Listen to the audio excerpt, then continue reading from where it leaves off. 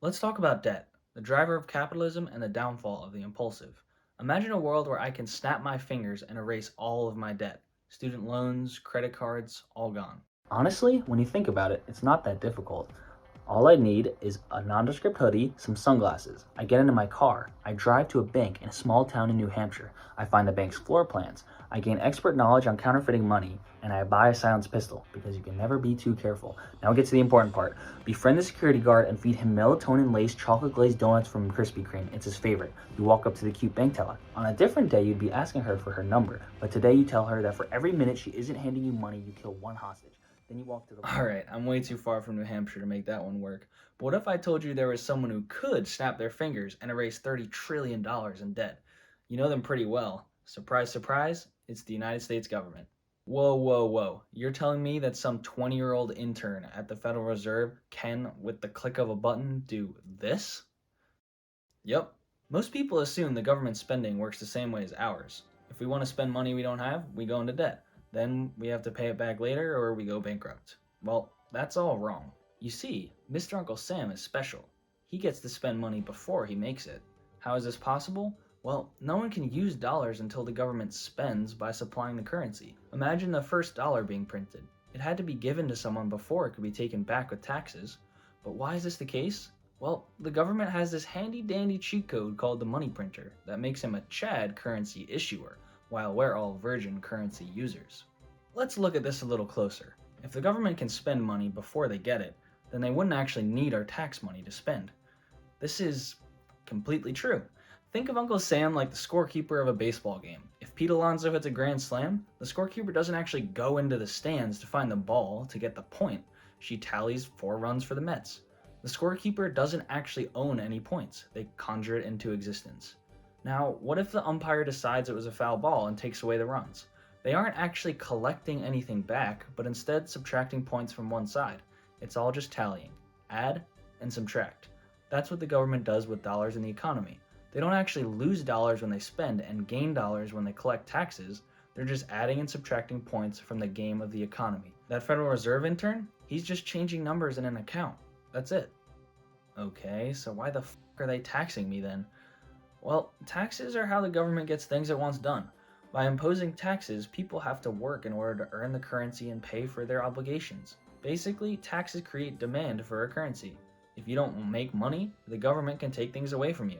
Once taxes are imposed, you need to get dollars to pay it off. Let's imagine I'm a mob boss and I want my cronies to do some cleanup work.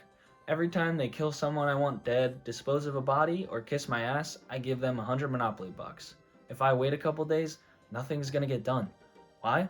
What in the world are they gonna do with Monopoly bucks? They're worthless. Well, what happens if I instead decide that they don't actually need to do any work, but every month they were required to pay me $1,000 in Monopoly bucks? And if I didn't, I'd send a hit out on them. If you think about it, I just imposed a tax using board game money. Suddenly, the Monopoly bucks are worth something, and my boys will go around and do whatever I say. Then, at the end of the month, they're probably going to give me 1,000 Monopoly bucks. Now, what in the world would I need to do with my own fake dollars? I already got what I wanted. I fucking own New York. So why did I tax them and take away their dollars? Well, now they need to earn them again for next month, and I'm going to keep having a clean house. Now, if we compare that to our government, it's the same idea. At the end of the day, they want bridges, hospitals, a military, stuff like that. And they get us to do the work and produce things year after year by imposing taxes. Taxes also encourage certain behaviors. Think of the cigarette tax. It's insanely high not so the government can make a quick buck, but rather to discourage people from smoking. The government can also subsidize to encourage people to buy an electric vehicle or install solar panels. The other big reason for taxes is to handle inflation. If monetary policy only added money into the economy without subtracting it through taxes, prices will get pushed up. If the government wants to spend more, it might have to tax more in order to make sure there isn't too much money chasing the same amount of goods. So it isn't true that the government needs to tax more when it spends more to balance its budget. They might just need to do this to make sure inflation doesn't get out of hand.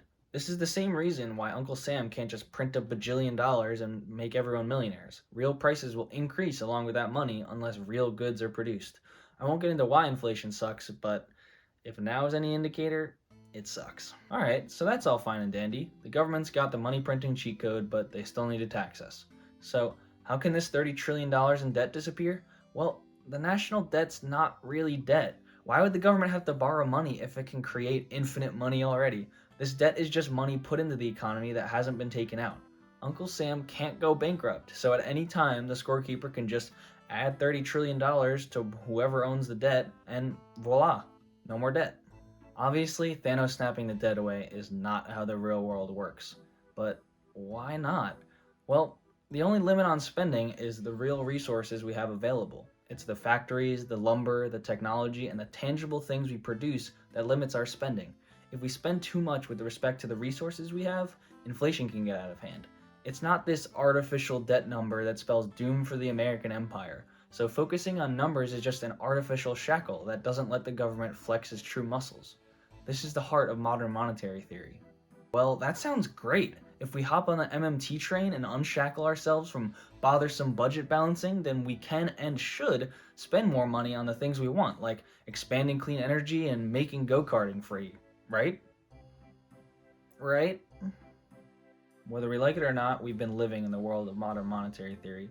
Our government deficit is chronic at this point and shows no sign of decreasing, and inflation remained relatively low for the last 40 years, so it seemed to be working just fine, at least until recently. But to me, modern monetary theory is how I imagine tripping on acid is like.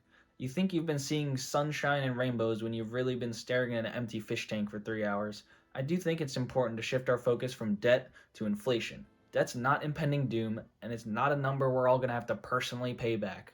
But doing this doesn't change the fact that spending more increases inflation unless we actually grow the amount of things we produce. MMT has these huge, lofty expectations of how much the government can spend, and then says to just worry about inflation as if all that spending won't directly cause it. It's flawed logic. Spending more with a new and modern perspective won't make the relationship between spending and inflation just magically go away. This all sounds like the government can give us more things without consequence, but inflation is the consequence. When a dollar is printed, it lowers the value of every other dollar that currently exists.